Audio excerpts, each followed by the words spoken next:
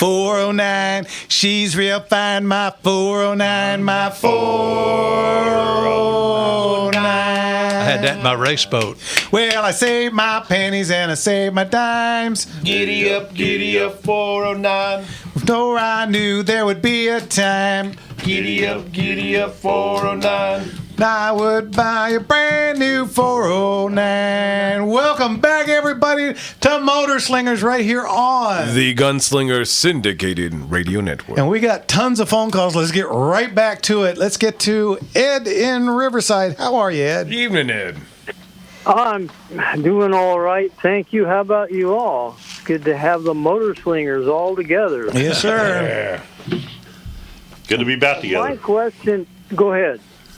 You go ahead. Oh, I wanted to ask Leon about if you have any recommendations on a good OBD2 diagnostic instrument. Well, I think my son, Motorboy Lance, would know more about that. Well, it all depends on what you're going to do. I mean, there's a lot of stuff out there. You just want to grab codes and that's it. Just a code reader you could get. Well, yeah, that's. You want to get a diagnostic. You want to go full diagnostic, and you got a lot of stuff out there. You got Snap-ons out there, got their diagnostic machines. You got Alltel out there as well. If you just want a code reader, you can get one of those for cheap. I was going to say, you can pick those up at any of the smaller places, too, right? Sure. Yeah. Well, right, but I wondered if you had a recommendation, if there's any. Oh, anyone better than another? Yeah, I don't want to buy anything made in China, and that's about 98% of them, I think. Well, I mean, it all depends on how far you want to go with a diagnostic tool. I mean, if you want to pick up code, I'm not looking for anything on the order of a scope. One of those code readers. Yeah, you can pick those up anywhere. Mm-hmm. You can go to Amazon and pick one of those up. You can get one for your phone. Yeah. You can? Yeah. Yeah, I've seen those, yeah. Yeah. That's interesting. They attach to the phone? Or? Well, you get the app. Yeah, it's an application. You get the app, but you get the little the OBD2 module that plugs in there and it talks to your phone and tells you what's going on with it. Huh.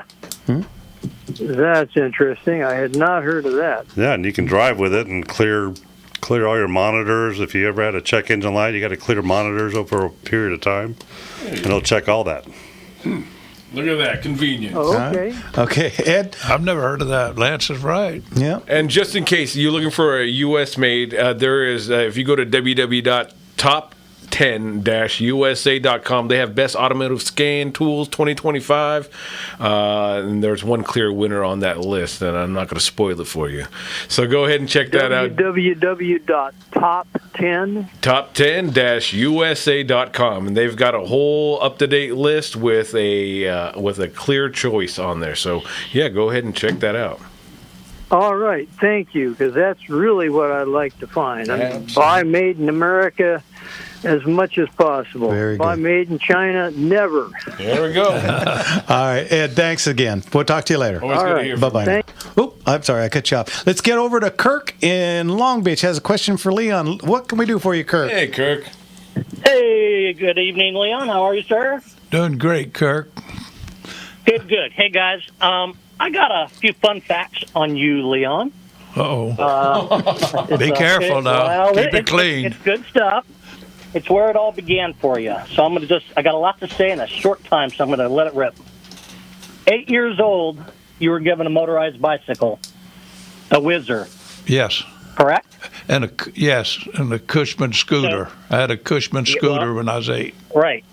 You put the Cushman together from parts. That's correct. You did that, but you were 8 years old when you had the Whizzer. Yes. At 9 years old, you had to rebuild the family lawnmower because you liked the sound of the power. I put dual exhaust on the lawnmower. Right? True story. That's right. From there, you wanted to be a NASCAR driver. Correct. From there, you were 23 years old in the Air Force, and you were allowed to manipulate the controls of a Boeing AC-97. I got to hear more on that. Oh, this guy's reading your bio. Well, Leon Kaplan, this it's is all your good life. Well, there's a lot of time in between there, coming to California and working, and then getting involved Air Force and in the C-97, but going to Vietnam, and the guy, the captain there was a real good friend of mine, and Bruce Payne, and so he would get me up there, just sit up there and fly this thing. And so that was the first plane that I actually, I guess, so-called flew, but it's really, I never checked out in it, but I flew it for maybe 30 minutes to an hour sitting up there. Longer than most of us. Yeah, no kidding. All right, hey, Kirk, we got a ton of calls and we're running out of time. Thanks. One more quick thing. Make it quick. Everybody else gets away with it. Let me say it. And you were invited to go on the space shuttle. That's correct. Hey. Wow. To go into space. Wow. I was Thank out you, of the sir. 100. I wasn't the one. They've narrowed down to 100. Well, they needed a good mechanic. They would love to have had you on there. Oh, yeah. All right, hey, Kirk, thanks again. We'll talk to you later. Thanks, Kirk. Thanks, guys. Bye-bye. Okay, let's get, we still got almost every line taken up here. Let's get to Mike and El Segundo. Let's see, there you are. Hey, Mike. Hey, good to talk to you, Jeff. Thank you, sir. And you're welcome. Hey, Mr. Leon Kaplan, Motorman, great to hear your voice again. I miss your show. I wish you were back on the air full time. So do I. Wonderful. Thank you. Anyway, I have a few questions for you. Now, the time frame for this is kind of going back to mid and late 1970s, so maybe now is very different. But I remember back then for motorcycle fairings, you could get two kinds. One was attached to the frame of the motorcycle, so the headlight would always kind of point in the direction the frame was pointing, not where the front wheel was pointing when you steered it with the handlebars. And then the other kind of fairing would attach to the forks, or basically the front end of the motorcycle that steered when you steered that front wheel. And I had the question if one was better than the other. In other words, the one on the steering wheel, you have more weight and wind to the force, maybe going against your steering it, but at least your headlight at nighttime is pointing in the right direction where you're going. But then the other way, the fairing being attached to the frame of the motorcycle, the force is going more against the frame, but then the headlight can be pointing kind of in the wrong direction unless you have like a wide headlight. Well, the only thing I know about the fairing, you got the road glide and you got a street glide. Mm-hmm. When you're turning around the corners, it's still the same. Unless you're sitting there, stop, and you turn, then the light kind of goes that way. Right. But if you're just riding the motorcycle, you're not going to tell the fairing what way it's actually going. So it's all kind of a preference. I was just curious about that. I never had the fairing. I had the like crash bars, actually case savers. I remember I actually bought a motorcycle. My first one was a Honda CL360. I mentioned this to you, Jeff, I think the previous show. But I bought a 1975 model Honda CL360, which they marketed as like a sort of on-the-road, off-road vehicle that could do both, which you got to worry if maybe it won't do either one very well. But that one was sold with a front and rear drum brake, no disc brakes. And it was... that one was being four-stroke. It was kind of a heavy motorcycle for its class, maybe to go in the dirt. But that one, I took it in for the 500-mile tune-up to, it was, I think, a Honda shop in Beverly Hills. It might have been Pico Boulevard, I don't remember exactly, so many years ago. And I rode it in there. I could not ride it out after the tune-up. The mechanic had screwed up the timing so bad, I couldn't even ride it out. And then I realized that mechanic seemed like maybe he was high on marijuana or something. There was something wrong. So I had to come back another time, have him do it again. And after that, I bought a bunch of Snap-on tools. There you go. Speaking of Snap-on. Yeah, and I figured... Even though the Snap-on tools were higher priced, I figured it out with what they were charging me for these non-tune-ups to make the tuning even worse. Those prices, I could buy Snap-on tools I needed just to work on the motorcycle, and it would save money actually in the long run, and then I would learn how to do it myself, so that's what I did. So I bought the box wrenches and other tools and a torque wrench, all Snap-on, and I was really happy with them. The only issue I'll sell you some more. Yeah. I'll sell you some more Snap-on. Yeah. I still have them. I mean, they last you like a really, really long time. And Yeah, the they only do. thing was, Mike, you got to the wrap box it up. wrenches- We got to get going. Okay. The box wrenches were kind of thin, so you could get them into tighter places, but Yeah. they're kind of a little sharp on the edges. They would kind of cut into your hand. So I was kind of wondering about that, why they were, made that way. Maybe they should have rounded them more on the edges or something along the length of it. Mike, we're going to go on. We'll let him answer you off air. We'll talk to you later. Thanks for the. You got anything for that?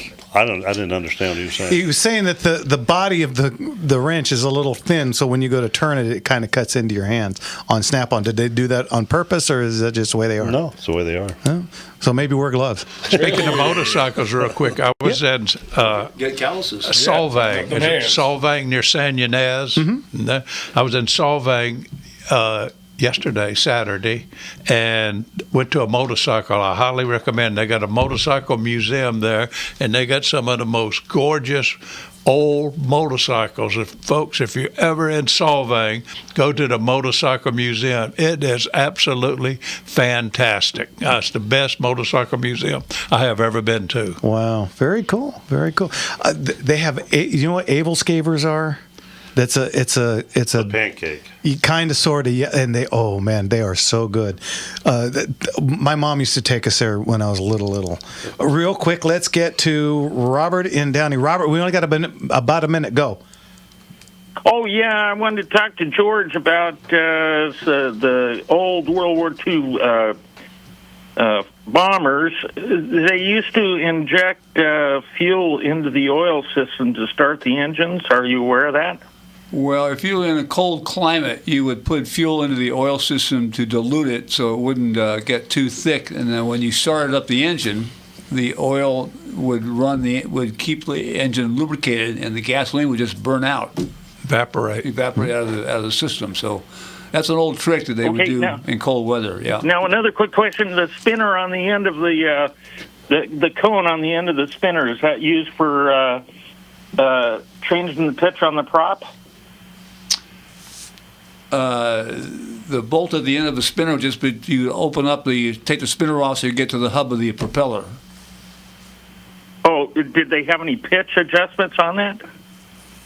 Well, they would check the blades. The blades would rotate in the hub, and so they had to check. Oh, okay. Yeah, that's why they had to get in there. I thought maybe the cone had something to do with it. No, okay. No, sir. All right, I thought maybe it was a reservoir for fluid or hydraulic fluid that would adjust the pitch of the prop.